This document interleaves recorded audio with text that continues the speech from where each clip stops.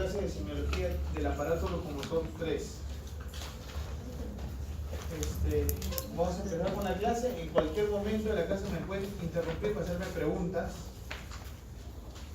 Por favor, no hagan que yo me desconcentre y les llame la atención. Listo, vamos a empezar la clase. ¿Alguien tiene algún puntero por casualidad? ¿Puntero láser? Yo creo. Préstame.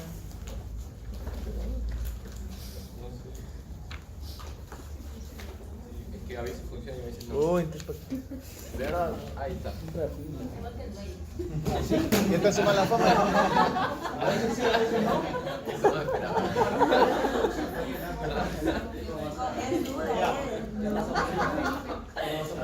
Ya chicos, ya.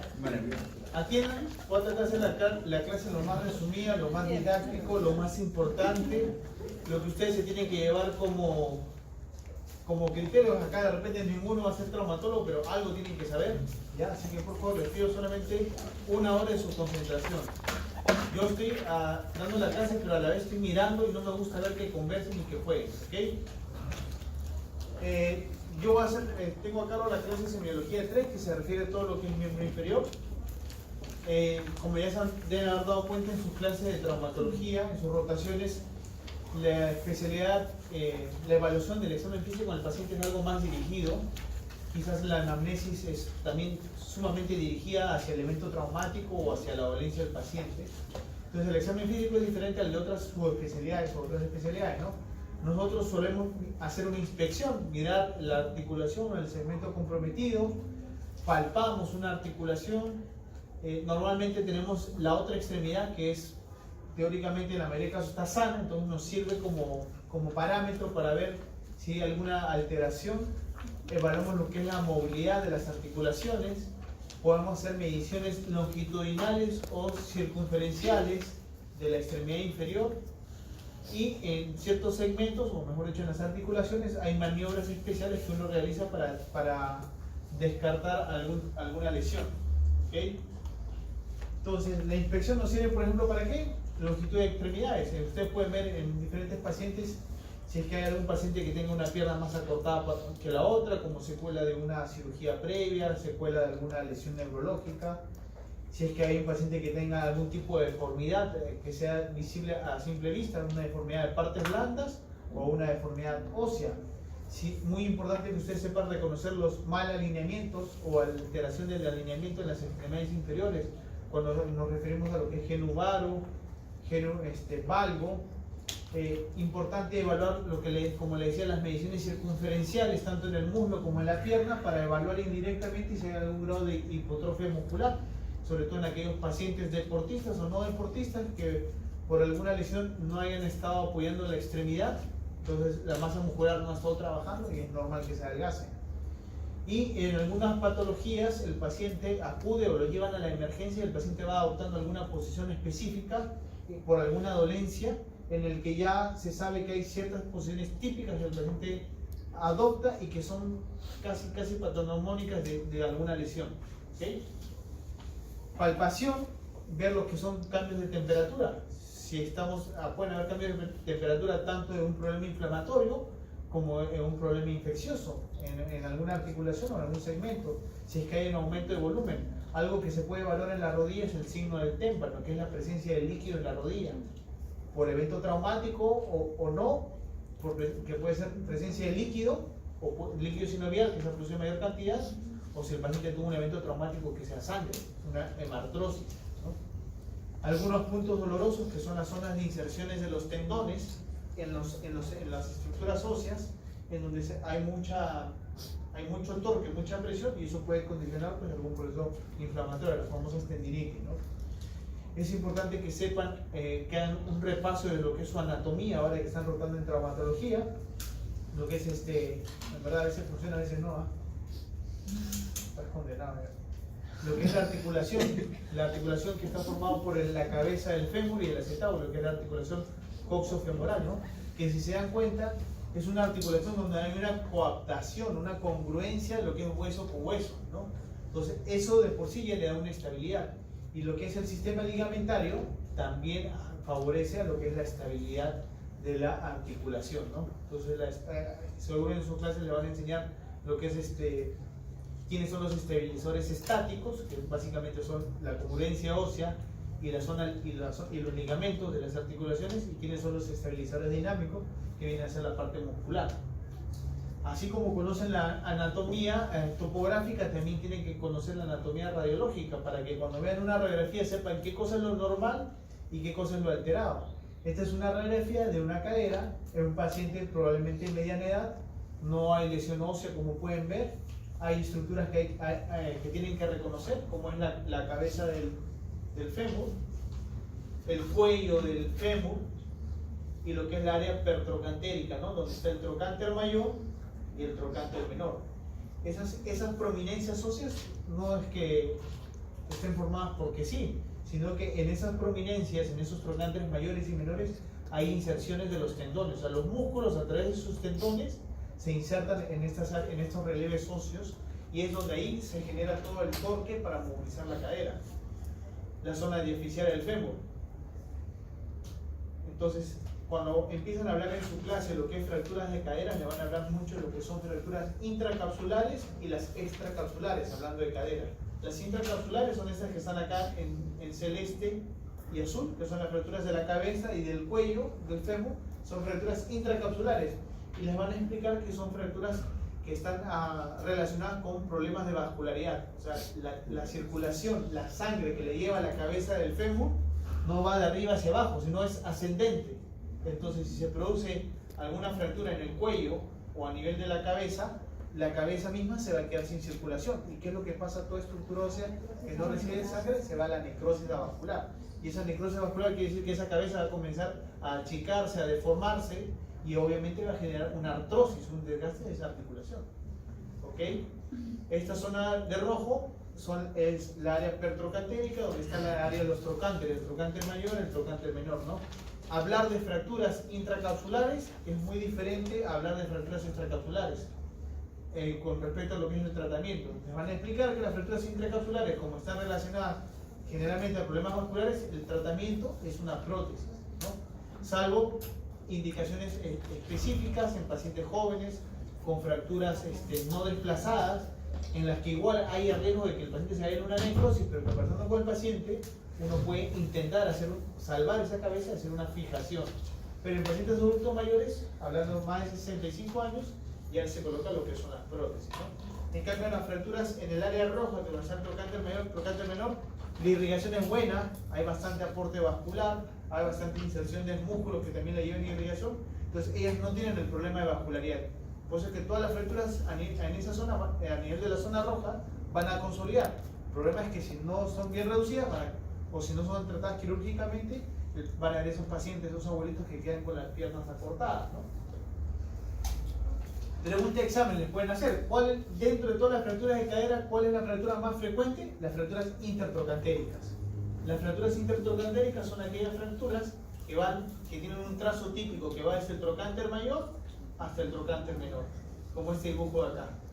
Y si se dan cuenta, es un paciente de adulto mayor que ha tenido una caída en la escalera, probablemente de un escalón a otro. O sea, son traumas de baja energía. El paciente se accidenta normalmente en su domicilio, se cae de la silla o se cae de un escalón. O sea, son traumas de alta energía. ¿Y por qué se produce esta fractura? Porque generalmente en esta área son huesos osteoporóticos, ¿no? Entonces les pueden preguntar cuál, dentro de todas las fracturas de cadera, las más frecuentes es la intertrocantérica. Y es así como se presenta el paciente en la sala de emergencias. O lo trae el familiar, o lo traen los bomberos, normalmente lo traen en silla de en una camilla, y el paciente viene así. ¿Qué se dan cuenta en esa pierna? La pierna derecha, para empezar, está cortada, ¿no? Está cortada y está rotada, ¿no? Ese es el típico desplazamiento que adopta la fractura. No es que el paciente se lo acomode así porque está sano. Eso se le conoce como la posición impúdica, ¿ok? ¿Qué se ve? Acortamiento, ligera flexión de la rodilla y rotación externa. Entonces, cuando vean un paciente adulto mayor que sufrió un trauma, una caída, y lo traen en una camilla y ven esa típica presentación, lo más frecuente es que ese paciente tenga sí o sí una fractura de cadera, ¿no? Entonces no se olviden de esa imagen. Pero ¿por qué adopta esa posición? No es que el paciente esté más cómodo, el paciente no le gusta estar con la pierna cortada, en la que los músculos estén tensos, produciéndole dolor, ni con la pierna rotada, sino que como se produjo la fractura, cada músculo a través de sus tendones ejerce una fuerza deformante, una fuerza de tracción en la zona donde se unen al hueso. Les expliqué el trocánter menor. El trocánter menor, que es esa estructura de acá, y el trocánter mayor. ¿Quiénes se insertan ahí?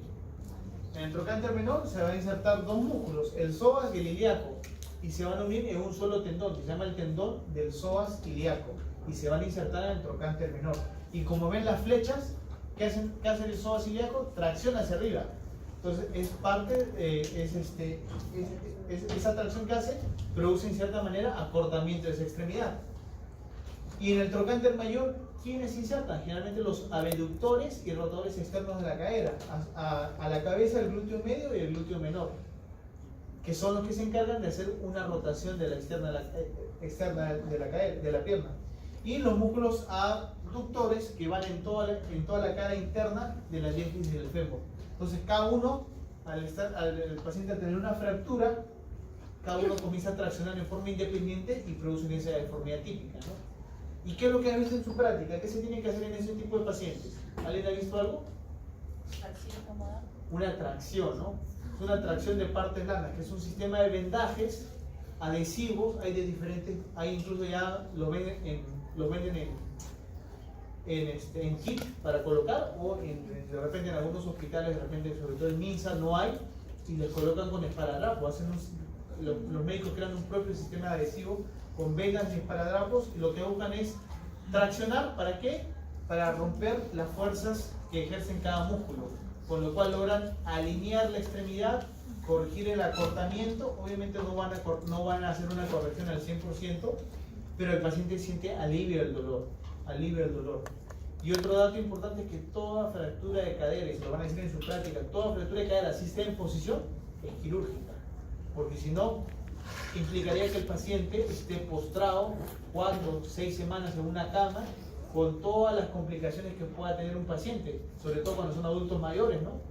Problemas de neumonía, aspiración, tromboembolismo, escaras, todo ese tipo de cosas. Entonces todo paciente debe ser operado, salvo que haya una contraindicación médica, un riesgo cardiológico alto, un riesgo neumológico elevado, que contraindique la cirugía, ¿no? Entonces, mientras tanto, el paciente con una fractura de cadera está en su cama con un sistema de tracción de partes blandas para corregir la deformidad y para evitar la sobretensión de estos músculos, ¿no?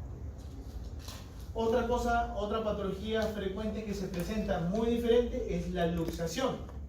La luxación es otra cosa. Hablar luxación y hablar de fractura es diferente, tanto por el mecanismo de elección hasta por la edad del paciente. Generalmente, como les dije, fractura de cadera, generalmente paciente adulto mayor y trauma de baja energía. En cambio, cuando hablamos de una fractura, cuando hablamos de una luxación de cadera, ahí inmediatamente tenemos que pensar: doctor, estoy viendo un paciente con una luxación de cadera, o ese paciente tuvo un accidente de tránsito, que es lo más frecuente, o una caída de altura. Y el paciente no va a llegar solamente con esa lesión, va a llegar con otro tipo de lesiones, con otras fracturas, de repente con trauma abdominal, trauma torácico, de repente con problemas en la vía aérea. Entonces, cuando escuchemos luxación de cadera, es trauma de alta energía. Y como para que sepan, la luxación de cadera puede ser anterior o posterior, o sea que la cabeza del fémur, cuando se sale del acetábulo, se puede ir hacia adelante o se puede ir hacia atrás. El desplazamiento de la cabeza del fémur es lo que condiciona si es una luxación anterior o posterior. La más frecuente, en el 85% o más de los casos, es que la luxación sea posterior, o sea, la cabeza se vaya hacia atrás. Que se les quede como pneumotecnia. Es muy frecuente que las luxaciones en los pacientes que están como acompañantes en un vehículo están sentados, frente tiran al tablero, hay un impacto directo, hay un golpe de anterior a posterior en esta dirección, y el fémur, la cabeza del fémur rompe la parte posterior, el arco o la ceja posterior del acetábulo, y produce la luxación. Se dieron cuenta que vieron en la radiografía que hay una coaptación importante entre la cabeza del fémur y el acetábulo. Entonces, para que se luxe, tienen que necesariamente romper una de las paredes del acetábulo. Entonces, si se va hacia atrás, va a romper la ceja posterior del acetábulo. Entonces es muy diferente hablar de una luxación y hablar de una fractura. Entonces, esto generalmente es en pacientes jóvenes y en trauma de alta energía, ¿no? No es aquel paciente o aquel viejito que se cayó de la escalera. Y la más frecuente es la posterior. Y a diferencia de la fractura de cadera, que le dije que era una posición impúdica, esta es una posición púdica.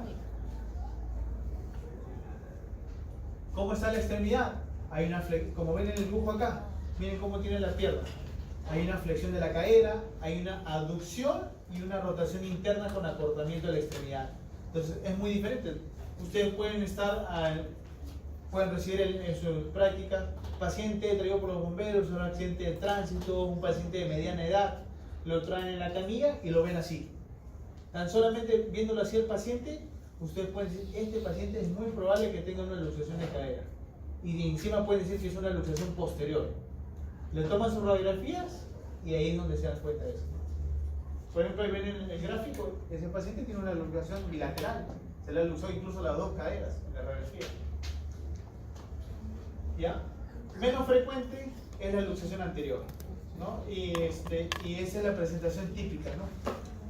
El miembro inferior está aducido, bastante aducido, incluso más que en la cadera. Hay una rotación externa, pero lo que le diferencia de la fractura es que en vez de estar acortada la extremidad, también puede estar más alargada.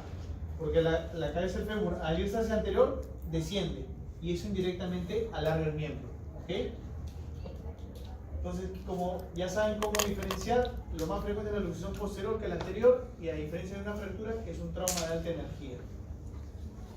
Palpación, es muy importante cuando examinan a los pacientes que vienen por dolor en cadera, así como tienen que evaluar los rangos de movimiento, tienen que palpar. Hay muchas zonas que son zonas que va a producir dolor, fuentes de dolor, por ejemplo los trocánteres. El trocánter mayor se puede palpar, y si la persona es relativamente delgada, uno puede palpar el trocánter mayor y puede palpar indirectamente la inserción de los músculos rotadores externos o los glúteos, y pueden diagnosticar tan solamente la palpación o sospechar de una bursitis o una trochanteritis, ¿no? Como es el caso de acá. Hay que palpar mucho o hay que saber tener una buena evaluación de la región inguinal, porque hay muchos pacientes que pueden tener una hernia o una patología inguinal e indirectamente presentar un dolor referido hacia la cadera. El paciente viene y te dice, me duele la cadera. Él no sabe, él no te va a decir, me duele la región inguinal, me duele la cadera. Entonces hay que saber diferenciar en el examen físico lo que es una patología inguinal, lo que es un dolor en la cadera. Hay algunas ciatalgias, irritación del nervio ciático, que también, que si bien está en la parte posterior, puede irradiar un dolor hacia la cadera, y el paciente puede venir diciéndoles, me duele la cadera, pero es una ciatalgia. Como en toda articulación, tienen que evaluar lo que es la movilidad pasiva y la movilidad activa. Pero ojo, ¿qué pasa si llega un paciente con una sospecha de fractura de cadera o una luxación de cadera? ¿A alguno de ustedes se le ocurriría hacer una movilización pasiva o una movilización activa? Obviamente que no. Eso le va a doler al paciente. Entonces, tú lo primero que tienes que hacer es tomar una radiografía inmediatamente. Tomar para descartar si es una fractura, una luxación o ambas cosas, ¿no? Entonces, generalmente nosotros en un paciente con un trauma agudo, con el paciente muy adolorido, ¿no? Hacemos de repente una movilización pasiva muy limitada y no evaluamos la movilización activa. Estos rangos de movimiento generalmente los hacemos en aquellos pacientes que vienen con un dolor crónico, ¿no? Diferente si viene un paciente adulto mayor con un dolor de larga data, con sospecha de una artrosis de cadera.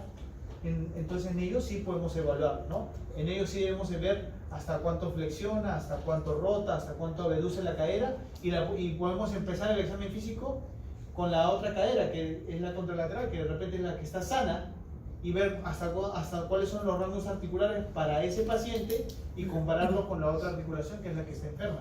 Y lo apuntamos. Hay escalas de evaluación en las que uno va apuntando cuál es el déficit de rotación o de movilización de tal extremidad, y eso nos sirve como parámetro para ver, de acuerdo a una puntuación, qué tan limitado está o no un paciente. Si hablamos de cadera, estos son los rangos de movimientos que ustedes tienen que evaluar. En el dibujo del lado izquierdo estamos evaluando la flexión. ¿Cuánto flexiona una cadera? Si se dan cuenta, el paciente está completamente recostado en decúbito dorsal. Se le habla al paciente que esté relajado. Y flexionamos la rodilla y es como que tratamos de llevar el muslo o la rodilla hacia el pecho, ¿no?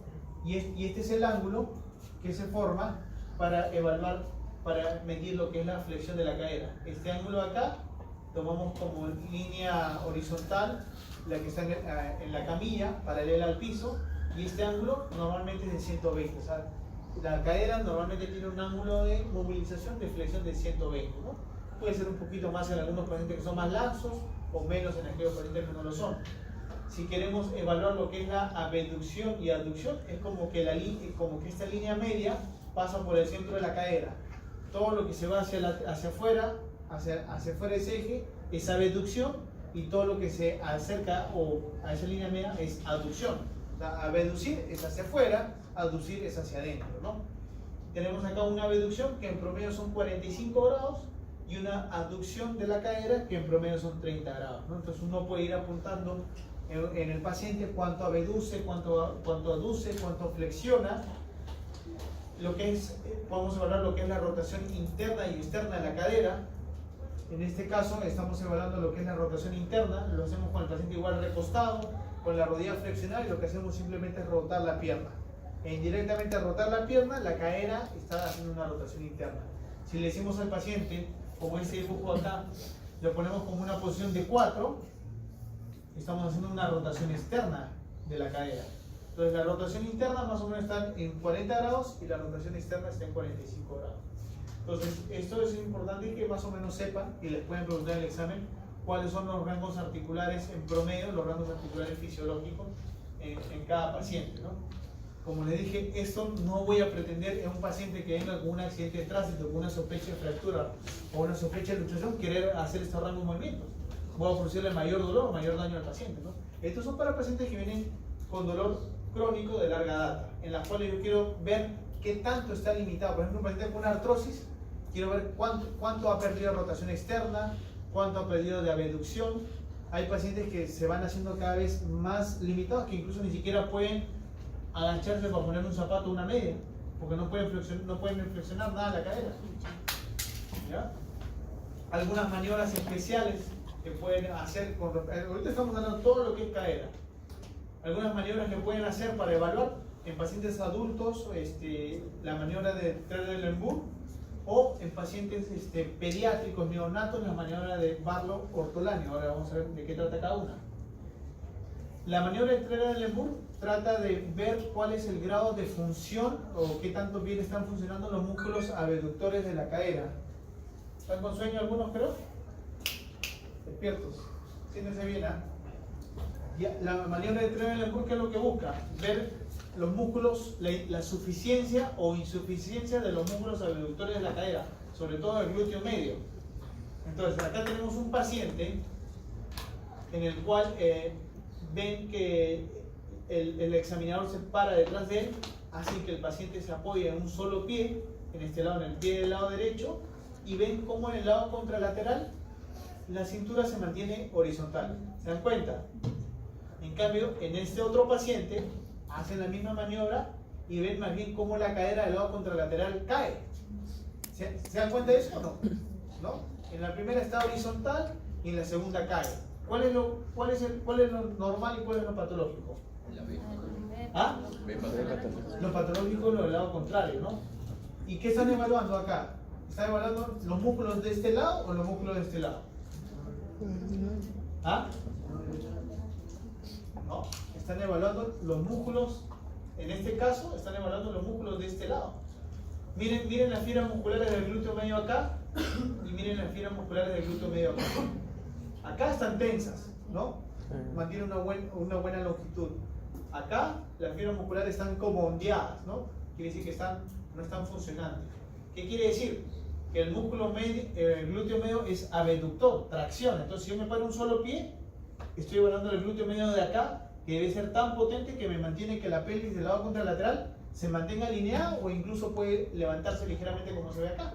Entonces, esta maniobra sería un Trendelenburg negativo. Quiere decir que su músculo glúteo medio está funcionando bien.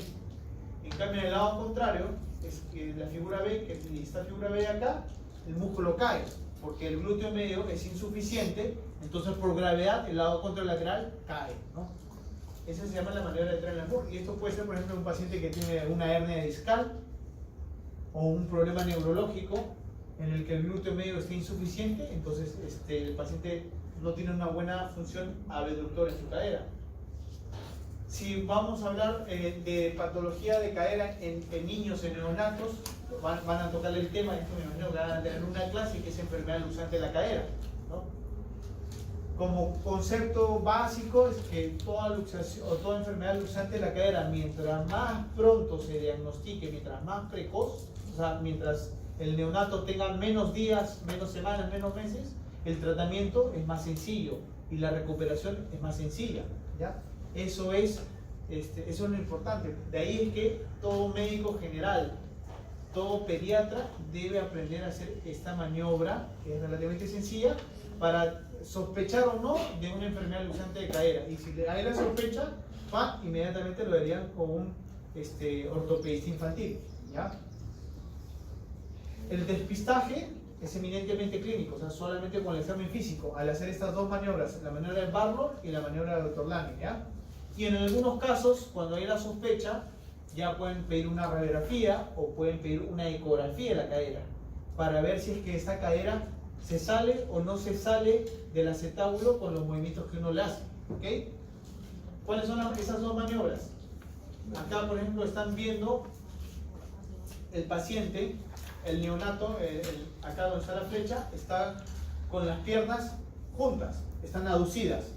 El examinador coloca, como ven acá, los pulgares en la cara interna de ambos muslos, porque son miembros pequeñitos, y los otros 4 dedos en la parte lateral. Entonces, si el paciente está con la pierna aducida, es la posición más inestable. Entonces, si el paciente tiene una enfermedad luxante de cadera, la cabeza del fémur está fuera. Y más bien cuando yo hago esta maniobra, que es abrir los muslos, abducirlo, lo que produzco es que la cabeza del fémur entre dentro del acetábulo. O sea, estoy haciendo una reducción. O sea, Ortolani es parte de aducción, que se presume que está luxada la cadera, y lo llevas hacia abducción. Y hacia abducción lo que haces tú es reducir. Reducir es volverlo a colocar en su lugar, en este caso, la cabeza del fémur sobre el acetábulo. Y en la maniobra de Barlow parte con las piernas abiertas, o sea, con las piernas abducidas, que se supone que es la posición más estable y la cabeza del fémur está dentro del acetábulo. ¿Y qué es lo que yo hago yo? De abducción, lo llevo a aducción, a dos muslos. ¿Y qué es lo que produzco? Si hay una enfermedad luxante de la cadera se va a luxar. La cabeza del fémur se sale de su lugar. Entonces, si en una de estas dos maniobras yo noto un clic o algo como un chasquido, algo que se esté reduciendo o saliendo, yo tengo que tener la sospecha de que el paciente puede tener una enfermedad luxante de cadera, ¿ok? Creo que ya no se utiliza mucho el tema de los pliegues, no sé, eso se lo verás al ortopedista infantil. Antes se utilizaban mucho los pliegues anteriores, los pliegues posteriores. Creo que eso ya no es tan exacto, pero también es otra forma de sospechar si es que el paciente tiene una enfermedad luxante de cadera. ¿Alguna duda con respecto a esta maniobra? Esto se les pregunta siempre en todos los exámenes, ¿ah? ¿Alguna duda?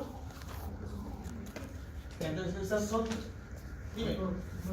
La de Ortolani, cuando hace la reducción, si el niño vuelve su pierna a la aducción, se vuelve a luxar. Perdón, no te entendí. Claro, son dos maniobras continuas.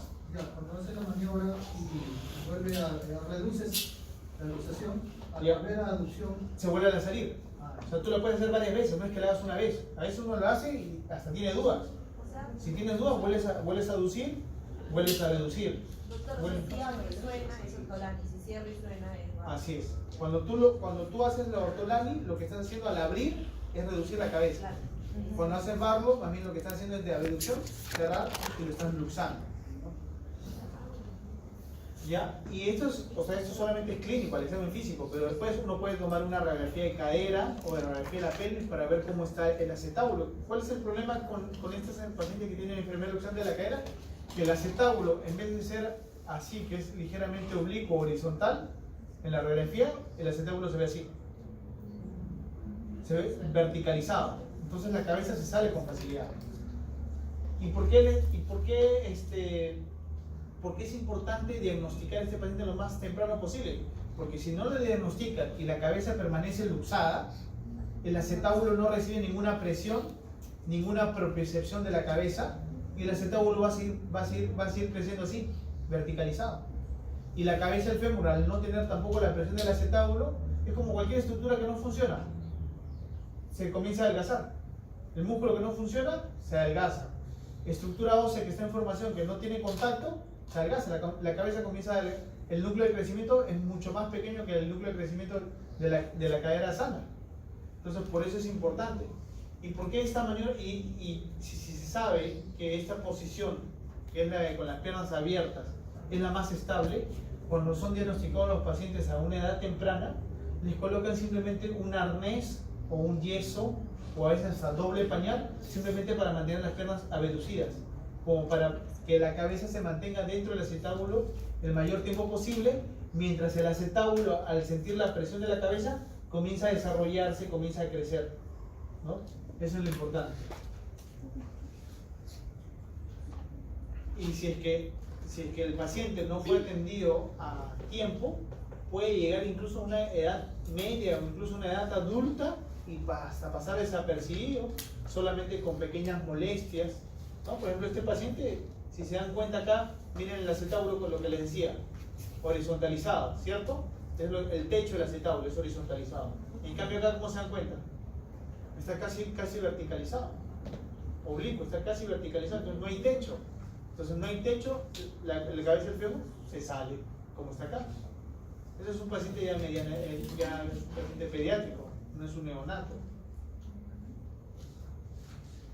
E incluso puede llegar a una edad adulta, como en este dibujo acá, con la cabeza del fémur totalmente por fuera, y a veces la misma cabeza del fémur se impacta en el hueso ilíaco, y al haber esa presión comienza a formarse una neoarticulación o una falsa articulación. ¿Ya? ¿Alguna duda, pregunta? Doctor, ¿y cómo es que puede pasar tanto tiempo desapercibido? O sea, el paciente no escucha. Descuido de los familiares que no se dan cuenta, ellos no saben. El médico que lo atiende que no está preparado, que no hace el despistaje de la maniobra.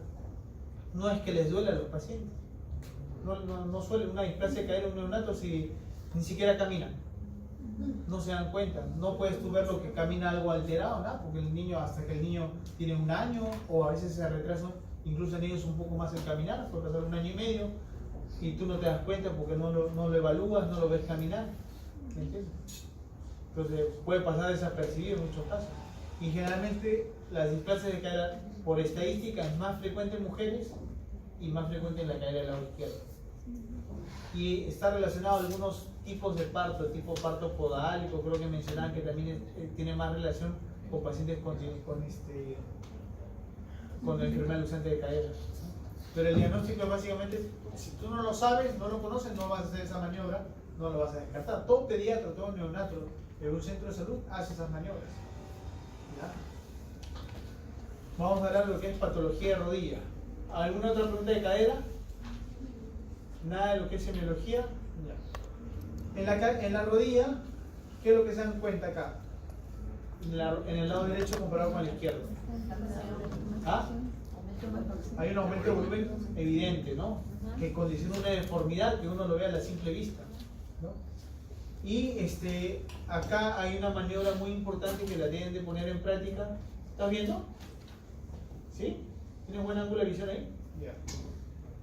Esta maniobra, que es la maniobra del signo del témpano, quiere decir que yo abro mis 2 palmas de la mano y trato de, desde la parte superior a la tibia a la parte inferior de la rodilla, acumular el líquido en la zona central, y si hay líquido, la rótula está flotando como un témpano de hielo. Entonces, ¿qué es lo que yo hago? Con uno de los dedos, el índice o el pulgar, aprieto la rótula, voy a sentir cómo la rótula va a bajar, va a chocar con la tróclea del fémur, y si saco esa presión, la rótula vuelve a levantarse. Eso quiere decir que hay líquido en esa rodilla. Eso se llama signo del témpano. Pero el líquido puede ser líquido sinovial o puede ser sangre, ¿no? Cuando el líquido sinovial se llama una hidrartrosis, ¿no? Que puede ser por una lesión de menisco, por una artrosis de la rodilla, O si es que es sangre, se llama hemartrosis, ¿no? Se presentan en forma diferente. Por ejemplo, tienen un paciente, 20 años, está haciendo una práctica deportiva, sufre un mecanismo de palanca con flexión y rotación externa brusca en su rodilla. El paciente se para, no puede continuar con el juego, va a sentarse a su silla y ve que la rodilla está completamente edematizada. ¿Qué pensarían? ¿Es líquido sinovial o es sangre? ¿Ah? ¿Quiénes pensarían que es sangre? Levanten la mano. El único. ¿Quiénes pensarían que es líquido? ¿Y el resto qué? Nada. Si se produce inmediatamente el aumento de volumen, eso es sangre. Es sangre. Ahí había una ruptura ahí. Entonces se llama una hemartrosis. ¿Y cuáles son las causas de hemartrosis? Eso lo pueden preguntar. ¿Cuáles son las causas de hemartrosis? Si estamos hablando de la rodilla. ¿Cuál? ¿Qué? Bueno, si es que tiene un antecedente de alguna alteración hematológica y tiene un simple golpe, pues puede tener un derrame articular y es un paciente hemofílico, ¿no? Pero hablando, quitando eso ahí, ¿qué puede ser? ¿Qué se puede relacionar? ¿Ruptura del ligamento cruzado anterior? El ligamento se puede haber roto y tiene vasos sanguíneos y produce una hemorragia, un sangrado, una hemartrosis. Otra causa, una lesión del menisco, pero no cualquier lesión del menisco, tiene que ser una lesión del menisco con la unión con su cápsula, que es donde hay los vasos sanguíneos. Van a tener una clase en que le van a decir que el menisco tiene 3 zonas. La zona roja, donde hay vasos sanguíneos, la zona blanca roja o rosada, donde hay vasos sanguíneos de menor cantidad, y la zona blanca, donde es avascular, donde no hay vasos sanguíneos. Entonces, en la periferia, donde el menisco se une a la cápsula, hay vasos sanguíneos. Entonces, si el paciente sufrió una torsión brusca, también puede tener una lesión o una desinserción del menisco que me produjo una hemartrosis. Otra causa de hemartrosis. Imagínense en su mente ¿qué hay la articulación, la cápsula articular, ¿qué hay dentro? Los cartílagos, o la zona del hueso con su cartílago, tanto el fémur como la tibia como la rótula. Entonces, una fractura osteocondral, o sea, una fractura del hueso que llega hasta la articulación, o sea, que fractura el cartílago, también puede producir un sangrado hacia adentro de la articulación y se acumula la sangre dentro de esa bolsa que es la cápsula. Entonces, esas son las 3 causas de hemartrosis. ¿Y cómo yo las corroboro? Bueno, número 1, si el paciente tiene un aumento de volumen, va a tener dolor, sumamente dolor. Y eso no se les calma con pastillita, con un inyectable. Tú le puedes dar, pero lo que le va a calmar el dolor al paciente es la evacuación. Sea líquido o sangre, hay que evacuar. Se llama una artrocentesis evacuatoria. Eso le alivia el dolor. Eso no existe lo que los pacientes dicen, no me saquen líquido porque me han dicho mi vecino que si me sacan líquido mi rodilla se va a quedar seca. Eso no existe. Todo aumento de volumen en la rodilla que produce dolor y limitación a la movilidad tiene que ser evacuado. Sea líquido, sea sangre, tiene que ser evaluado. Entonces, si yo aspiro y veo sangre y el paciente tuvo un antecedente traumático, ya salta a mi mente esas 3 posibilidades diagnósticas. ¿Y cómo las corroboro? Bueno, ya evalué el paciente, ¿cómo le va? Por imágenes. ¿Ah? Eco. Ya, se los digo, ¿no? Se los digo porque ustedes lo van a ver y lo van a ver como médicos generales, ¿no? La ecografía para mí en la rodilla solamente sirve para corroborar si hay líquido o no. Y eso lo puedo ver yo evaluar al examen físico. No necesito una ecografía para que me vea líquido. Claro, como un tema médico legal para ver el volumen, la ubicación, lo puedo pedir. Pero no me sirve para nada más la ecografía. La ecografía quizás me puede evaluar el recorrido del ligamento colateral interno y hasta ahí nada más. Eso no va a evaluar si está roto el ligamento cruzado anterior, si hay una lesión del menisco interno o si hay una fractura osteocondral. La ecografía para mí, como especialista en rodilla, es muy limitado. Pero siempre me llega el paciente desde la emergencia con su radiografía y ecografía. Siempre. Entonces, pido una resonancia, ¿no? Obviamente con una resonancia yo puedo evaluar lo que es partes blandas y también puedo evaluar la parte ósea.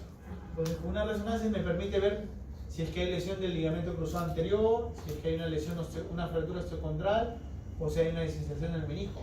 Pero obviamente, si en las resonancias generalmente en ningún lugar te las toman inmediatamente, ¿no? Entonces, tú lo que tienes que tomar primero a un paciente es una radiografía para descartar de todas maneras que no hay una fractura. Esa es la emergencia. La emergencia es descartar que no hay una fractura, porque si hay una fractura, tienes que de alguna manera inmovilizarlo, colocar alguna férula o un yeso, ¿no? Si no hay fractura, colocas una férula o una rodillera para aliviar el dolor, lo derivas al paciente por consultorio o le dejas su orden de resonancia que se lo toma ambulatoria y después lo puede valorar el especialista, ¿no? Pero eso sí, no pueden pasar directo y no pedir directo al consultorio, y se ha visto que no le pide nada, le pide una resonancia y sale fracturas. Una fractura que puede haber sido diagnosticada y un hizo con una radiografía, ¿ya? En cambio, si tienen un paciente, puede ser un paciente relativamente joven, un paciente adulto, que ha estado haciendo actividad física, hizo mucho esfuerzo, se dobló la rodilla y empezó a tener dolor. Pasaron horas, se fue a dormir, al día siguiente se levanta y ve la rodilla ligeramente hinchada. ¿Qué pensarían que es? Líquido sinovial, ¿no? Líquido sinovial, que es cualquier mecanismo, cualquier irritación dentro de la rodilla va a responder produciendo más líquido de lo normal. Va a haber una sobreproducción de líquido. Se le dice derrame, ¿no? Pero no es que se haya salido hacia un lugar, sino ha habido una sobreproducción de líquido articular. Y obviamente, como la rodilla está tabicada por bolsas, se van a distender esas bolsas, las bursas, ¿no? Entonces, el derrame es una sobreproducción, no es que algo se rompió y el líquido filtró por diferentes lugares, no, eso no existe, ¿no? Se los da claro porque los pacientes vienen con esa idea, ¿no? Algo se me ha roto por ahí y el líquido se me ha salido. No es la salida, había una sobreproducción. Y eso también produce dolor, y también hay que aspirarlo, ¿no? Y ahí el paciente te dice muchas veces, ¿no? El paciente que viene ya con ideas, no, que doctora, me han dicho que si me sacan el líquido, se me va a secar la rodilla y voy a terminar mal. Eso no existe, ¿ya? ¿Y qué otra cantidad? Y ya, entonces es diferente evaluar de hidrartrosis a hemartrosis, ¿no? Hemartrosis traumático, aumento de volumen brusco y de sangre. Y descartar generalmente esas tres patologías que al final lo corroboran con una resonancia, ¿no?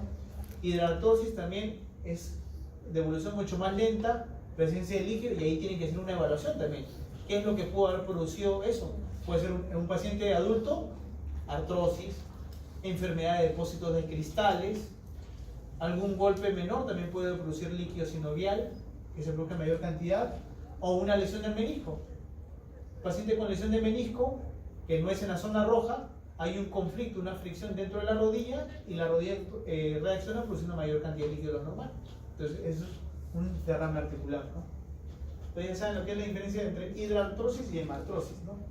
Y el líquido que uno saca puede servir para evacuar al paciente, o sea, para quitarle, tratar el dolor, pero a la vez si es que yo tengo que diagnosticar, por ejemplo, una enfermedad de depósito de cristales o un proceso infeccioso, también ese líquido lo puedo mandar a estudiar. Puedo pedir exámenes de GRAM, puedo pedir un examen de cultivo, puedo producir un examen citoquímico, bioquímico, para ver si es que hay cristales, si es que hay polimorfos nucleares, si es que hay un proceso infeccioso o si hay una bacteria, ¿no? Entonces, dependiendo del escenario, ¿no? Obviamente, si es un evento traumático reciente, no voy a pensar que es un proceso infeccioso, pero si es un paciente con un antecedente quirúrgico, viene con la rodilla roja, o le han hecho alguna punción previa, viene con la rodilla roja, dolorida, ahí lo mío va más por un tema infeccioso, ¿no? Entonces, ahí, al igual que yo acúo para que le calme el dolor, también tengo que mandar esa muestra a evaluar si es que hay un proceso infeccioso o no. Pero si es un paciente que viene con un evento traumático reciente, la rodilla es sangre, no va a pensar que hay una infección, pues sangre, por algo, por una lesión estructural. Entonces ese paciente simplemente esa sangre la desecho, no se manda a estudiar, ¿no? ¿Ok?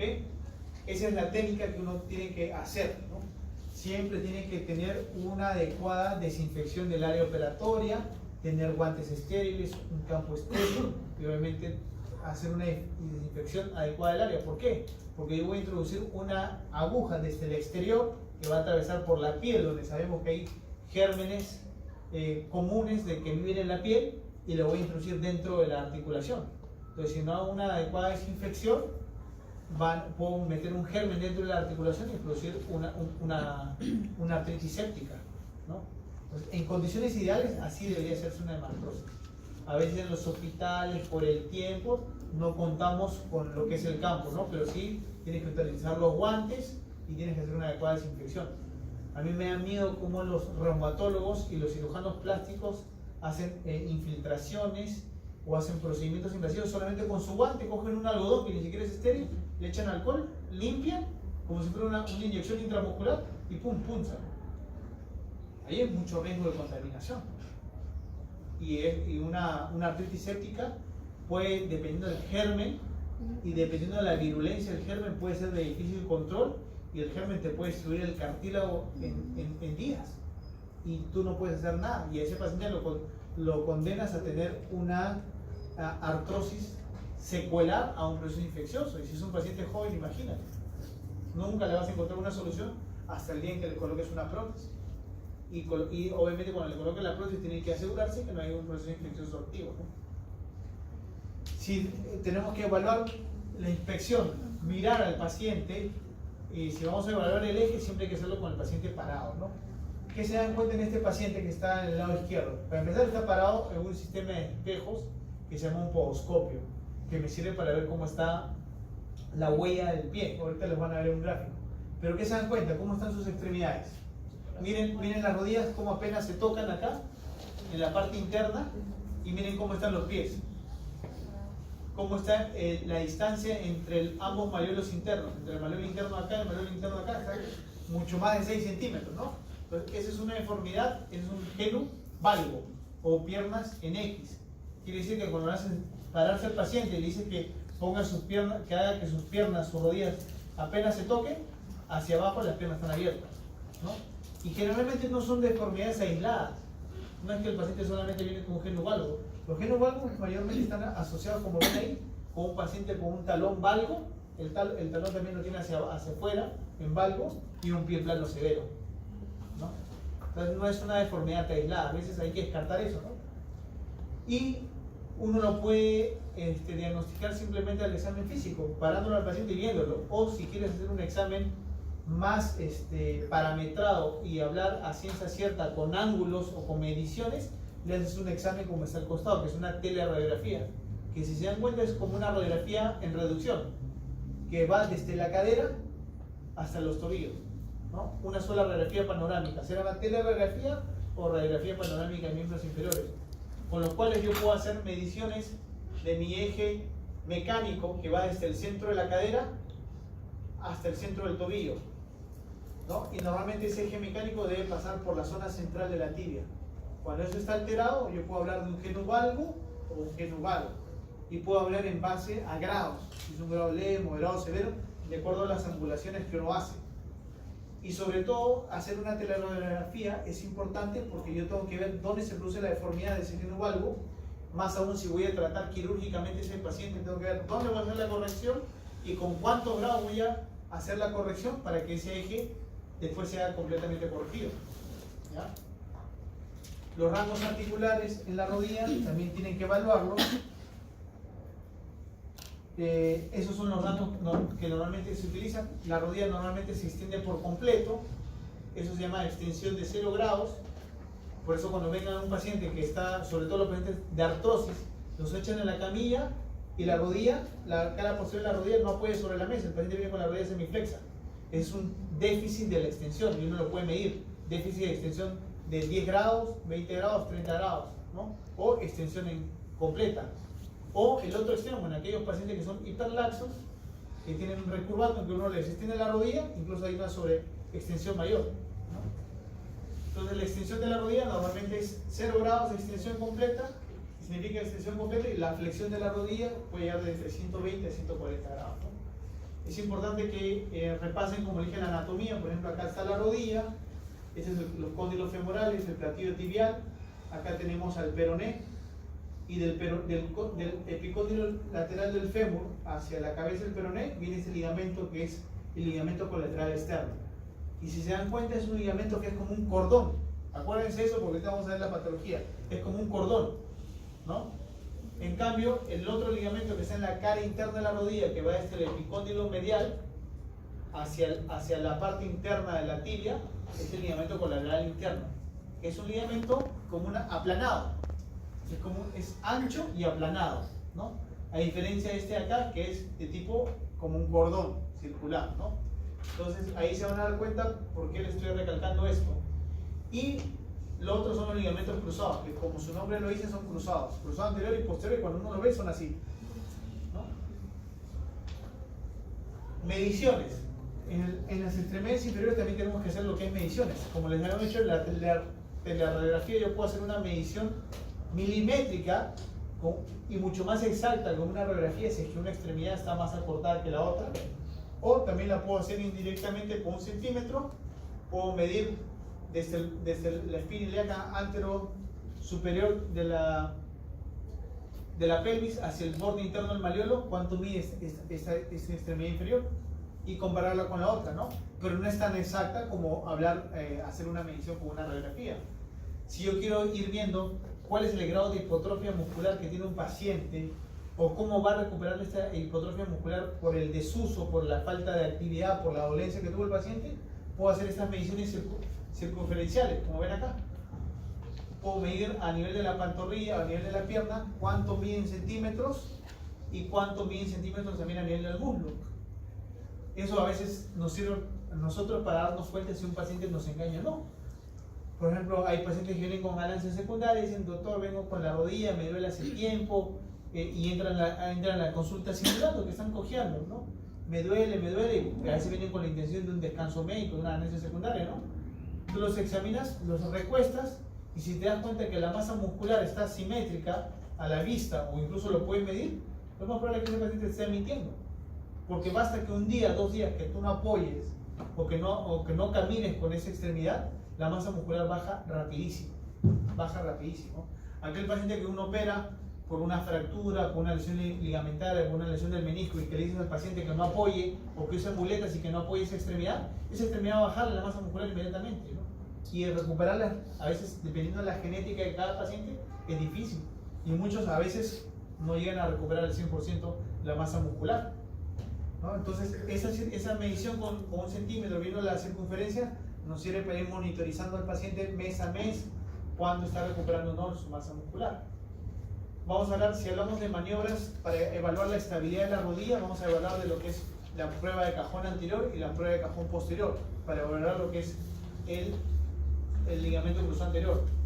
Hay un video que les voy a mostrar que es más ilustrativo, pero por ejemplo vean acá en este primer dibujo cómo la rodilla y la cadera está flexionada. El paciente incluso se sienta sobre el dorso del pie para estabilizar la extremidad y tú le dices al paciente que esté lo más relajado posible, que no haga una contracción voluntaria de sus músculos.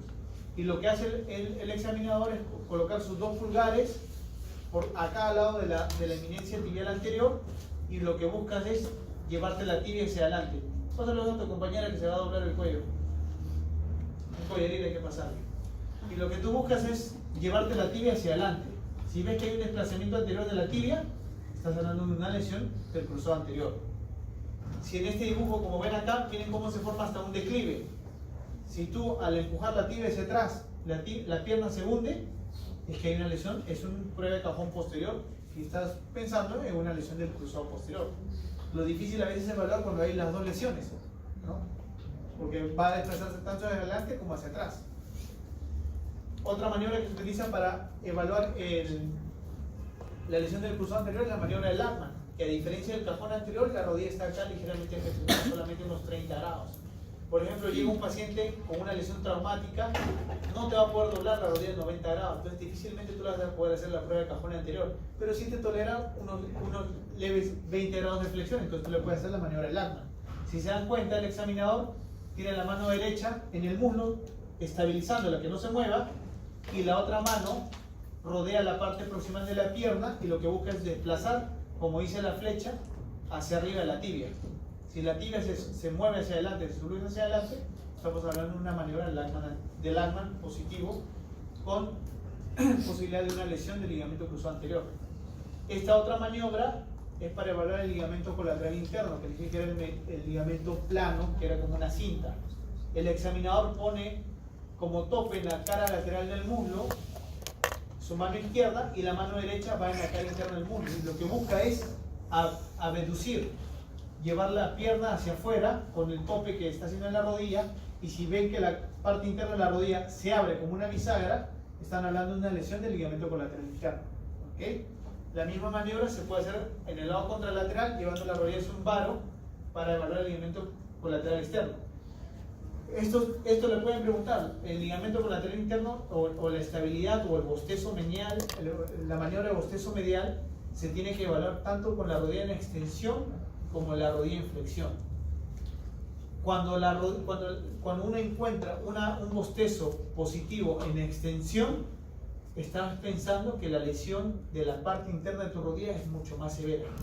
Porque para que la rodilla se estabilice en extensión, quiere decir que no solamente es lesión del ligamento colateral interno, sino es lesión del ligamento colateral interno, lesión capsular o del ligamento oblicuo posterior, que es otro ligamento que está en la parte interna de la rodilla, ¿no? Entonces, se parte en extensión. Si en extensión no hay inestabilidad, no me descarta que hay una lesión del ligamento colateral interno. Entonces, la siguiente manera que yo tengo que hacer es hacer una flexión de 20 a 30 grados de mi rodilla, con lo cual relajo los músculos, relajo cápsula, relajo el ligamento oblicuo posterior, y lo único que voy a hacer es en 30 grados es poner en tensión aisladamente solamente el ligamento colateral interno. ¿Me entiendes? Entonces en 30 grados tengo que hacer. Si en 30 grados si es positivo, yo sí sospecho que hay una lesión del ligamento colateral interno. Pero si hay tanto en flexión de 30 grados como en extensión, digo que su lesión no es solamente colateral interno, sino es mucho más que eso, ¿no?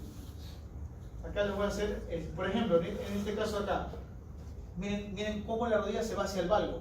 El médico o el examinador pone el tope en la parte lateral de la rodilla y la pierna como se va completamente hacia afuera. ¿Van a pensar que ese paciente solamente tiene lesión del ligamento colateral interno? No, puede ser una lesión multiligamentaria, o sea que tiene más de 2 ligamentos rotos. Las lesiones multiligamentarias son aquellas que tienen más de 2 ligamentos. Entonces, probablemente ese paciente puede tener lesión del ligamento colateral interno, lesión incluso de ambos cruzados, tanto el cruzado anterior y el posterior, para que esa rodilla ceda a tanta deformidad, ¿no? E incluso pueden ver acá el gráfico como hay aumento de volumen, sangre, equimosis, ¿no? Entonces, acá les voy a poner un dibujo, un video ilustrativo. Cómo examinar el cruzado anterior, cómo hacer la prueba de cajón anterior.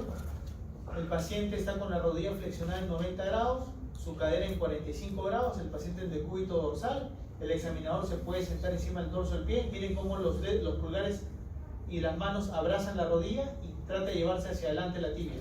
¿Ven? Entonces ahí está queriendo hacer una prueba de cajón, ¿ya? No hay mayor desplazamiento ahí. Igual yo puedo empujar ahora hacia donde dice la flecha, hacia posterior, y veo que tampoco hay mayor desplazamiento. ¿Ok? Esa es la prueba de cajón anterior y la prueba de cajón posterior. El siguiente video les va a mostrar primero cada una de las maniobras que les estaba mencionando. Primero cuál es lo fisiológico, cómo es lo normal, y después cómo es lo alterado. ¿Ok? Pero esto obviamente tienen que poner ustedes o hacer que sus médicos en las prácticas les muestren, ¿no? Acá van a hacer la prueba de cajón anterior. ¿Cómo es lo normal?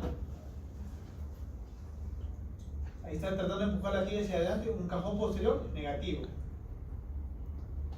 Ahora miren cómo va a desplazarse la tibia hacia el, miren, ¿ven? Se desplaza hacia adelante, está haciendo una subluxación anterior. ¿Ya? Es un cajón posterior patológico, miren. Miren cómo la pierna, cómo la tibia se va hacia atrás. ¿Ya? Maniobra Lachman normal para el cruzado anterior. Con la mano izquierda estabiliza la pierna, con la derecha trata de llevarse la tibia hacia adelante. Puede haber cierta laxitud, ¿eh? Es normal, por eso siempre tienen que empezar examinando el otro lado. Pero miren acá, miren cómo se forma como un escalón, ¿ven? Es una prueba Lachman positiva, ¿sabes? Ahí es evidente de una lesión del cruzado anterior. Otra maniobra para evaluar el cruzado anterior es la maniobra de pivot shift, que de repente se lo van a enseñar o no, que es una prueba más funcional, que lo que buscan es hacer una rotación interna del pie y llevan de la flexión a la extensión. Miren cómo resalta la rodilla. O sea, la maniobra de bostezo medial para el ligamento colateral interno, como es lo normal. Siempre examinar primero la rodilla sana, ¿eh? Eso es lo normal, miren. Pone su tope con el muslo y con la otra mano trata de llevarlo hacia el lateral e incluso colocó las manos dentro de la articulación para ver cómo se abre. Miren, ¿ven? Miren cómo se abre ahí. Incluso con los dedos tú puedes sentir qué tanto se está abriendo o no. ¿Cómo haces una prueba de bostezo lateral para el ligamento colateral externo? Primero lo normal. Eso es lo normal para ese paciente. Miren lo patológico. ¿Ven? Entonces, eso tienen que verlo en su práctica, ¿no? Y siempre examinar primero la rodilla del lado sano, porque hay pacientes que son más laxos que otros. Yo puedo hacer un Lachman a un paciente y puedo decir, hoy sí, hay un Lachman positivo, y el paciente tiene una lesión en el cruzado anterior, y de repente le examinan la otra rodilla y el paciente tiene casi lo mismo, que es el laxo. El laxo, ¿ya? Igualito para evaluar el ligamento colateral interno, igualito el ligamento colateral externo. Y para que sepan, el ligamento cruzado anterior cuando se rompe, generalmente en el 80% o más de las veces tiene una lesión adicional. O tiene lesión de otro ligamento, o tiene lesión de un menisco, o tiene una lesión del cartílago. Son muy pocos los casos en que el ligamento se rompe aisladamente, porque para que se produzca un ligamento hay un mecanismo de flexión, rotación brusca sobre el pie, entonces se produce lesión de menisco, se puede producir una fractura, se puede producir lesión de otro ligamento, ¿ok? Para hablar de meniscos, los meniscos son como unos amortiguadores, son unos colchones que hacen que su rodilla, que el cóndilo de los fémur, que son convexos, encajen sobre los platos tibiales, que son relativamente planos. Estos son los diferentes tipos de desgarro de menisco que se pueden presentar. Estos son de los más severos. El menisco en asa de Valde es un menisco, es un desgarro que va longitudinal, que va desde la parte más posterior hacia la parte más anterior del menisco. Y esto es lo que se conoce como un asa, que está móvil, se desplaza. Por eso dicen desgarro en asa de balde. Es como que tú lo puedes cargar como un balde, puedes empuñar este flap del menisco que se ha roto, ¿no? Esta es otra lesión más severa todavía, en doble asa de balde, ¿no? ¿Ok? Diferentes maniobras que uno puede hacer para evaluar dentro de lo que es la semiología. Son muchas maniobras, ¿okay? Tienen nombre propio, ¿ya? No creo que les pregunten una o dos de estas, pero como para que sepan, hay muchas maniobras. Normalmente nosotros utilizamos 2 o 3 maniobras rápido en consultorio, no me puedo poner a utilizar las 30 maniobras, y si esas son sospechosas, son positivas, yo tengo que corroborar eso con una resonancia. Ninguna de estas maniobras, por más positiva que me salga el examen físico,